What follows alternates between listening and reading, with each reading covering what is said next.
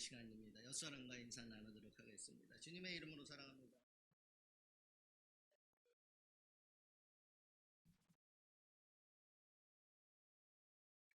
우리 중에 고난받는 어려움의 문제, 또 여러 가지 인생의 문제가 있는 분들에게 오늘 말씀을 통하여 하나님이 주시는 위로함과 능력이 여러분들 인생 가운데, 삶 가운데, 계획 가운데 함께 하시기를 주님의 이름으로 축원합니다.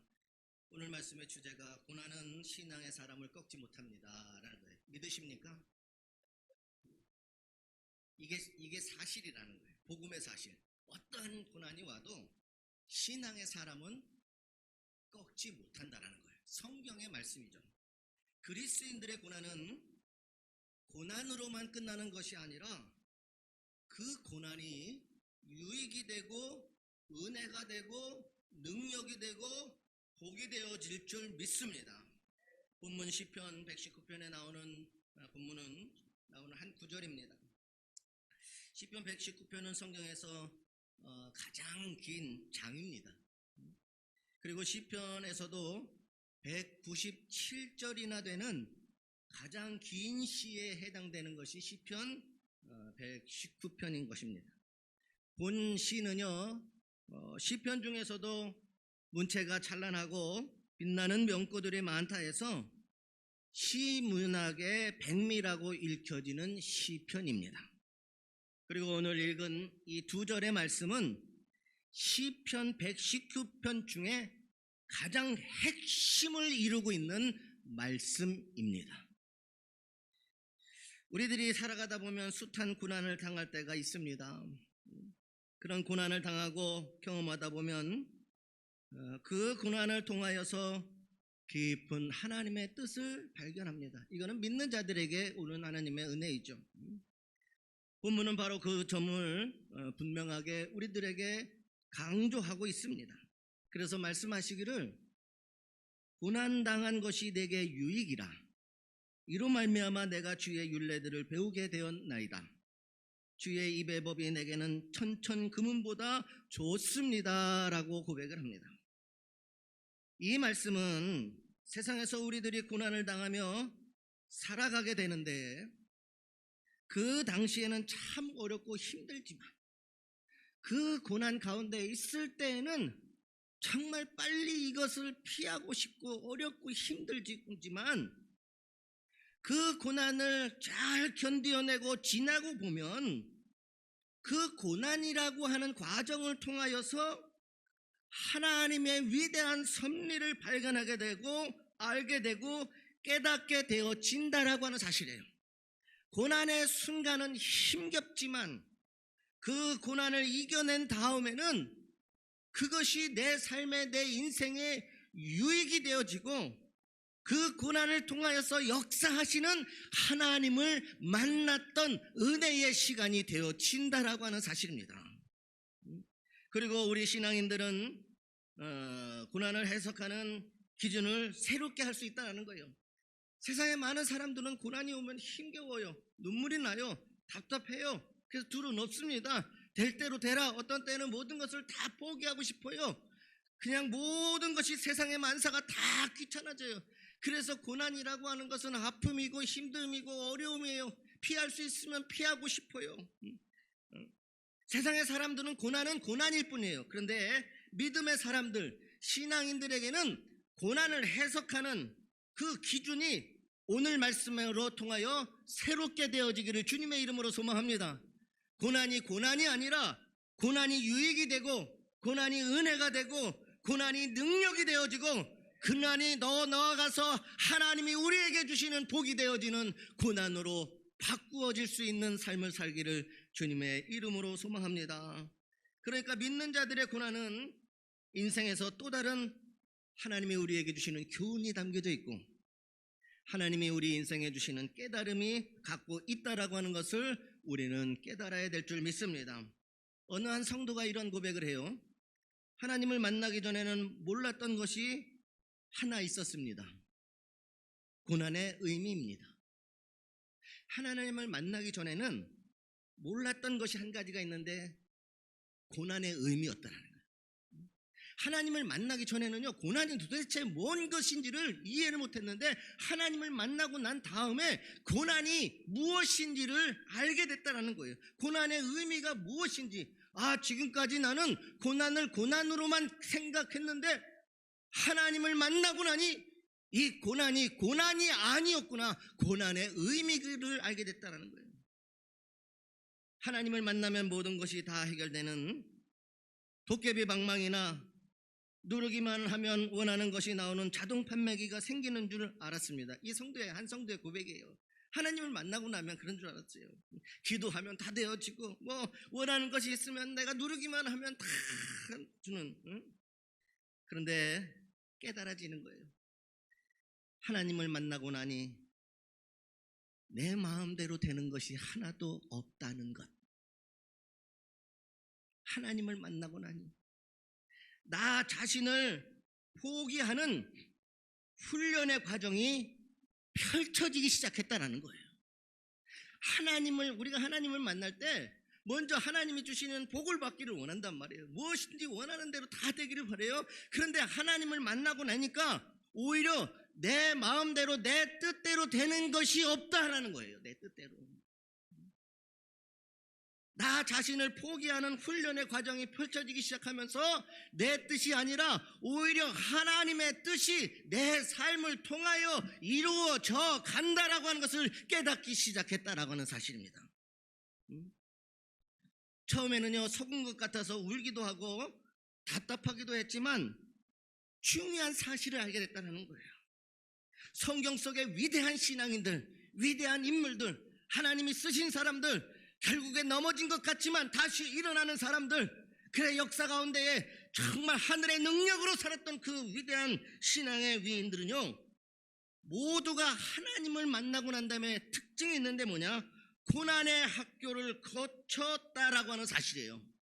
그냥 하나님의 은혜 가운데 있었던 것이 아니라 훈련되어지고, 그래서 고난의 학교를 다 거쳐서 인생에 어떠한 것이 다가와도 그것을 견딜 수 있는 힘과 능력이 고난 가운데에 하나님의 은혜 가운데에 있게 되어진 줄 믿습니다.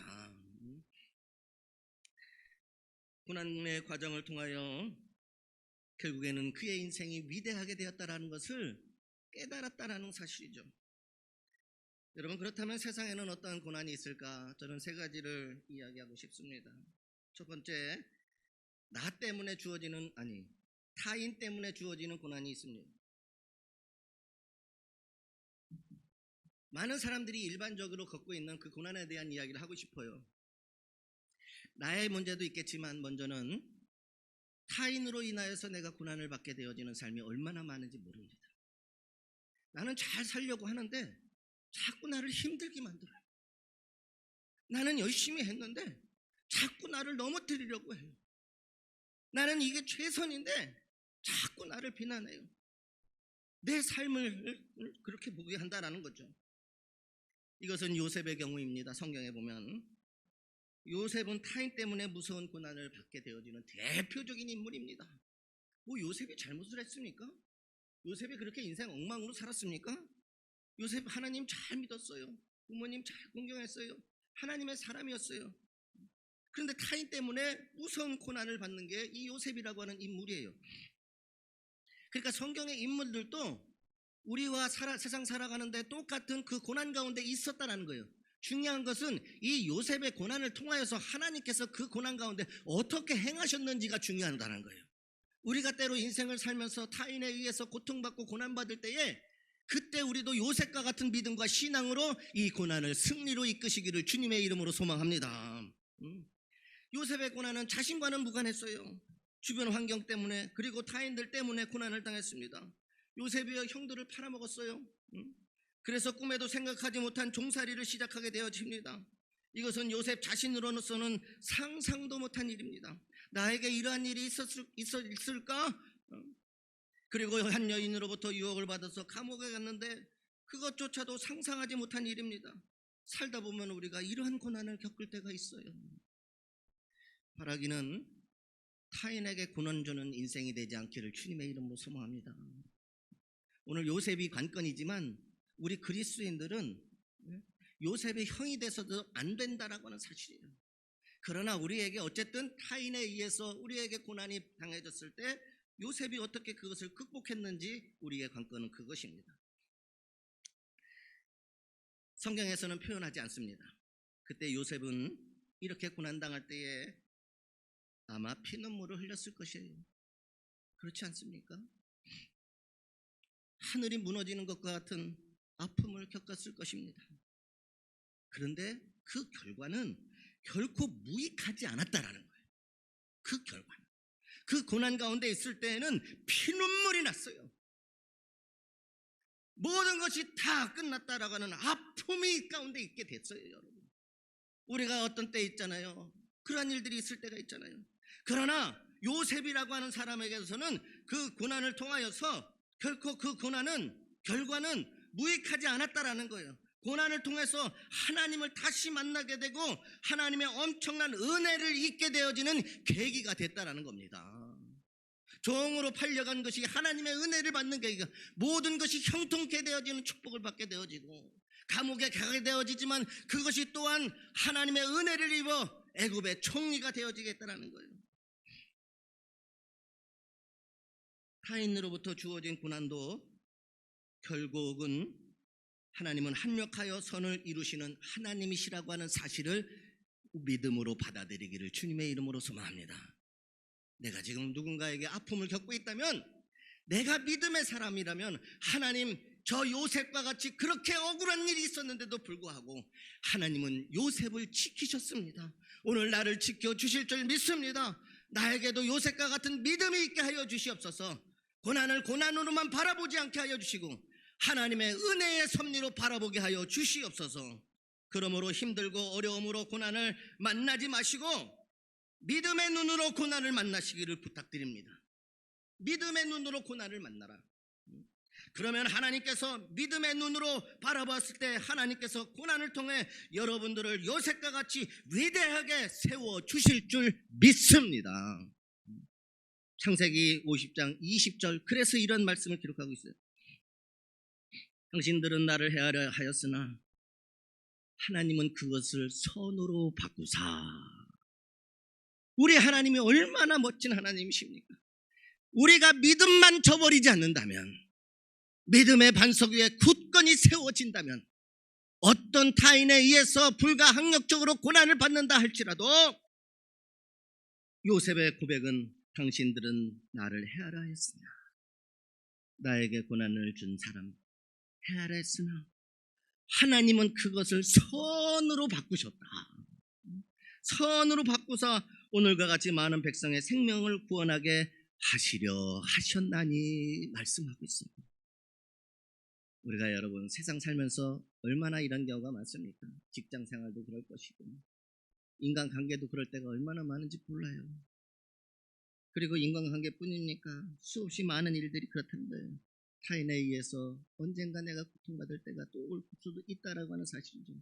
그러나 분명한 사실, 요셉의 고백을 기억할 수 있기를 하나님은 그것을 선으로 바꾸사, 하나님은 그것을 선으로 바꾸사, 하나님은 그것을 선으로 바꾸사. 그리고 난 이후에 요셉을 위대한 사람으로 하나님께서 세우셨습니다. 지금 러시아와 우크라이나가 전쟁 중에 있어요. 얼마 중에 제가 영상을 하나 보면서 참 눈물을 많이 흘렸어요. 그리고 한 달 정도 동안 제가 차에다가 이 찬송을 입력해 놓고 차가 시동 켜지면 이 찬송이 나오도록 끊임없이 하는데, 얼마나 많은 사람들이 더 죽어나가야, 얼마나 많은 사람들이 더 고통받아야 그 모든 것들이 끝날 수 있을까? 결국 이것조차도 타인에 의해서 그 백성들, 그 수없이 죄 없는 사람들이 지금 죽어나가고 있는 상황이에요. 그것을 보면서 저는 그래요. 이 문제를 해결하실 수 있는 것은 사람이 아니다. 사람은 끊임없이 가지려고 하고 취하려고 하고 빼앗으려고 한다는 거예요. 그때에 저는 한 영상을 보게 되었는데, 우크라이나 수도가 키이우인데 그 키이우가 폭격당했을 때 러시아군에 의해서 폭격당해 처참하게 무너지고 있을 때 한 교회에서 러시아 키이우 합창단에서 하나님 앞에 찬송으로 고백하는 그 고백의 찬송이 들려지는데 그것을 듣고서 참 은혜가 받았어요. 그래, 이거다. 이들이 위로를 받고 이들이 세임을 받고 이들이 그것을 이길 수 있는 것은 바로 그들이 지금 고백하고 있는 한 예배당에서 그들이 고백하고 있는 이 찬송이다라는 그 마음이 들었어요. 한번 들어주세요. 우리도 잘 알고 있는 찬양입니다.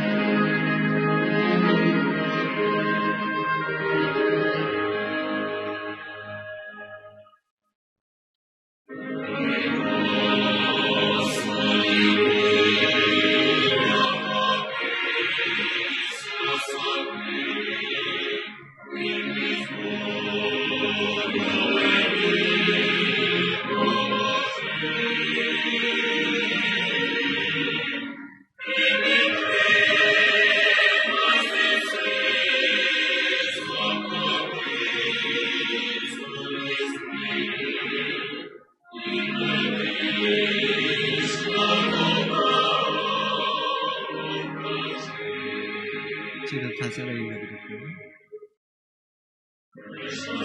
인생이 힘들고 고난이 겹칠 때 주님여 날 도와 주소서.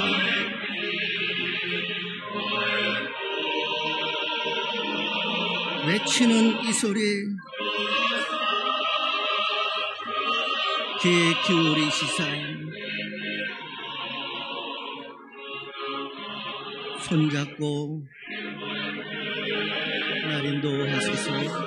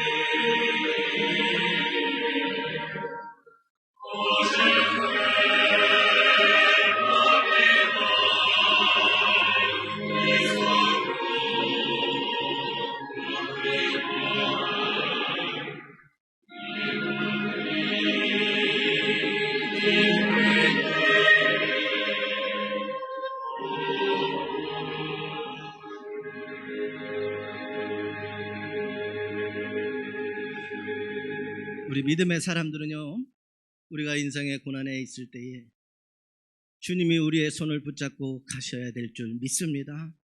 타인에 의해서 우리가 고난을 받을 때에 주님께서 요셉의 인생을 붙잡아 주신 것처럼 여러분들의 인생을 주님께서 붙잡아 주시고 계심을 꼭 믿으시기를 주님의 이름으로 소망합니다.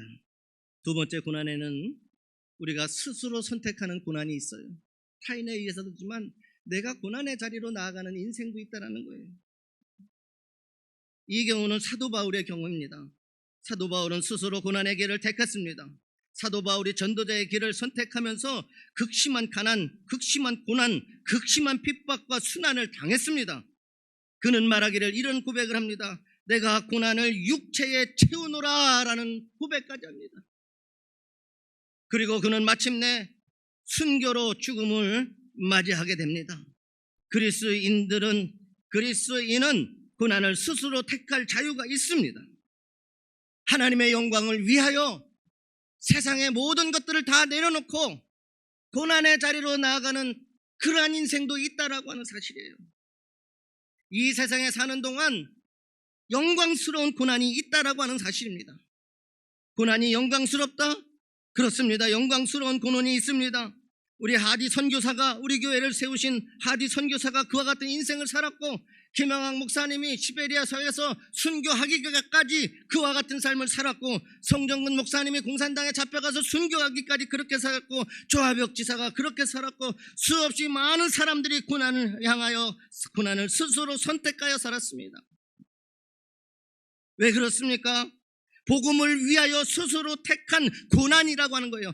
하나님의 영광을 위하여 고난을 선택했다는 겁니다. 타인을 고난에서 구원하기 위하여 남의 짐을 대신 짊어진 고난은 영광스러운 고난인 것입니다.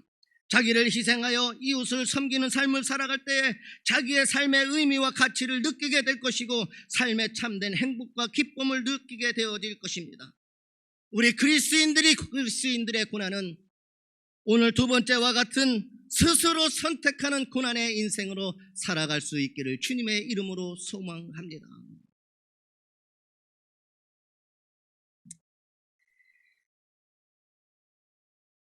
여러분, 그런가 하면 세 번째 고난, 알 수 없는 고난이 있습니다.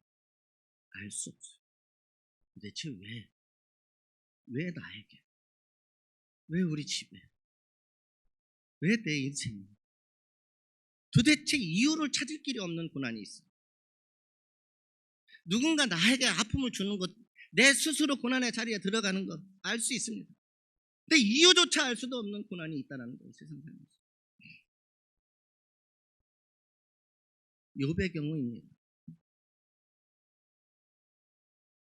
욥의 고난은 까닭없이 당한 고난입니다. 아무리 생각해도 갑자기 하루아침에 모든 재산을 잃고 10명의 자식들이 하루아침에 같은 장소에서 집이 무너져 죽고, 몸에 병이 들고 마침내 아내가 저주하고 집을 나갈 정도의 죄를 지은 적이 없습니다.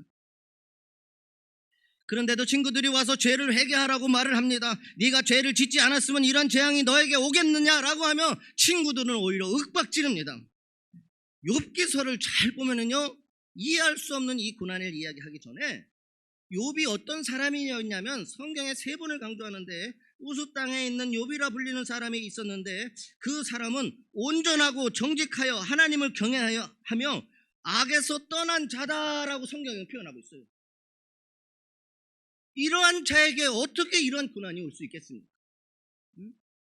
그가 어떤 사람이에요? 온전해요, 정직해요, 하나님 경외해요, 악에서 떠난 사람이에요.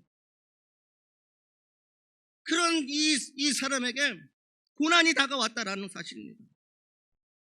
욥은 아무리 생각해 보아도 이해가 되지 않습니다. 그래서 욥이 하나님께 원망의 기도를 올려드리는데, 욥기서 10장 1절 이하에 보면, 하나님, 내가 무슨 큰 죄를 지었기에 이런 중한 고난을 당해야만 합니까? 라고 하나님 앞에 탄식하는 글이 나옵니다.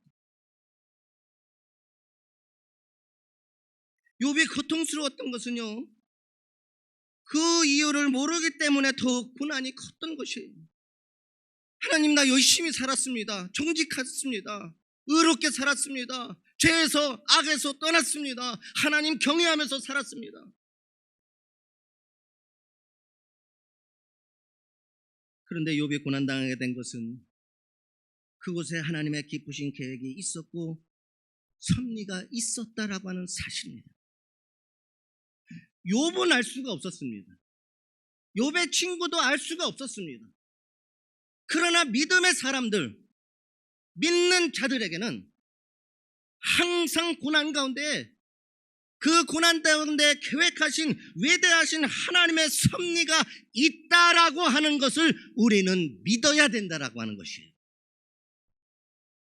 알 수도 없고 이유도 모르는 고난이 왔을 때 왜 나에게 이런 고난 가운데 있습니까? 하지만 욥기서를 통하여서 우리가 깨달아야 될 것은, 하나님의 계획하심과 섭리함이 그곳에 있다는 것.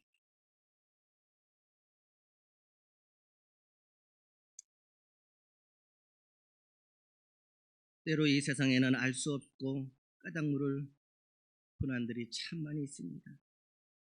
오늘 믿는 자들에게 이 까닭 없이 이해 못할 고난이 오는 것은 우리의 믿음으로 하나님께서 나를 향한 계획하심이 있음을 믿는 겁니다. 그게 신앙입니다. 그 이유 없는, 그 알 수 없는 것 붙잡고 한숨 지고 눈물을 흘리는 그 상태에서 머물러 있는 것이 아니라 하나님의 말씀은 진리이고 우리의 길이이고 우리의 등불이 되어 주시는데 우리를 인도하고 계시다라는 거예요. 그래서 하나님은 욥을 통하여서 까닭 없이 이유 없는 그 고난에 대해서 하나님의 위대한 계획하심과 섭리하심이 있음을 오늘 우리에게 선포하고 계심을 우리는 믿어야 될 것입니다. 그게 믿음인 거예요. 그게 믿음. 왜 까닭 없이 이렇습니까? 라고 끝나는 인생이 아니라 이제 그 고난을 해석하는 방법이 바뀌어진다는 거예요. 고난의 의미를 바꿀 수 있어야 된다는 거예요. 이게 단지 고난만이 아니라 알 수 없는 것만이 아니라 이제는 우리의 믿음으로 내가 지금 고난 가운데 있는 것은 하나님의 위대하신 살아계심의 능력을 나를 통하여 계획하고 계시다라고 하는 사실을 붙잡는 겁니다.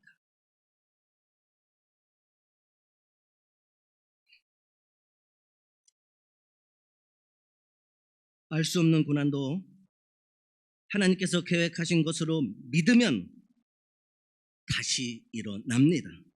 다시 회복되어집니다. 다시 기쁨과 감사와 은혜가 넘치게 되어질 줄 믿습니다. 욥의 인생은 그것으로 끝난 것이 아니라, 고난으로 끝난 것이 아니라 하나님의 뜻을 보이고 하나님의 영광을 나타내시고 결국 더 욥의 인생을 축복하시고 그에게 큰 기쁨과 감사를 주신 줄 믿습니다. 신앙의 사람 중 고난을 겪지 않는 사람은 단 한 사람도 없습니다. 신앙의 사람들은 고난을 통해 살아있는 하나님과 동행함을 배웁니다.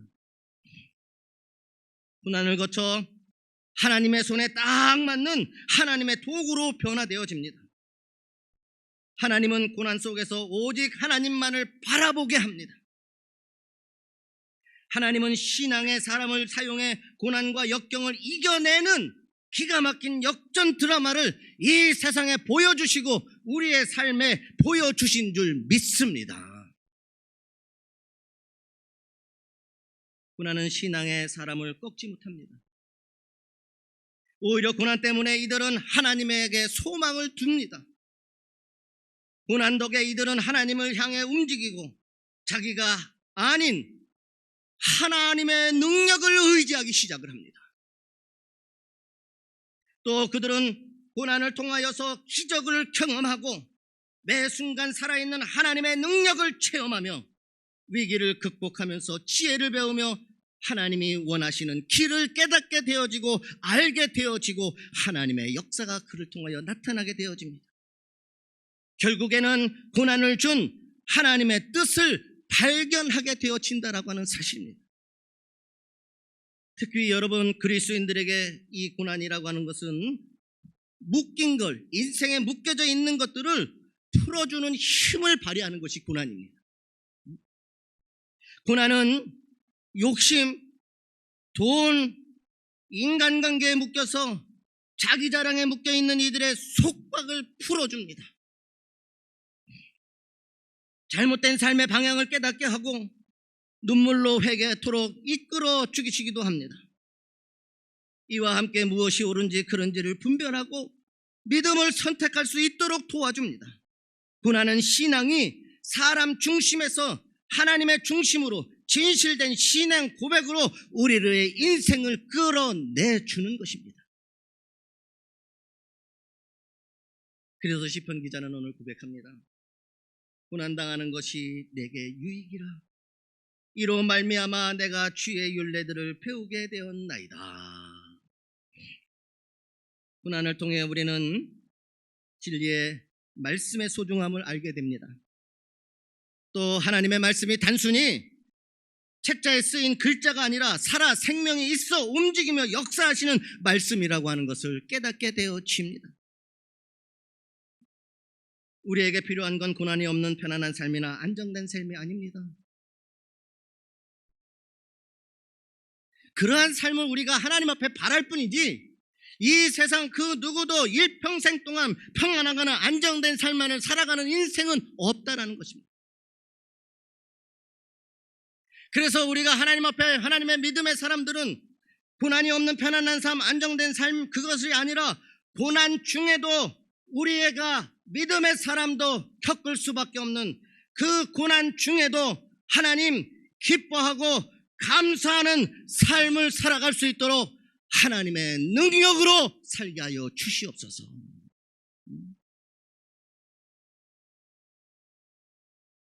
그래서 로마서 8장 17절에서 18절에 이렇게 고백을 합니다.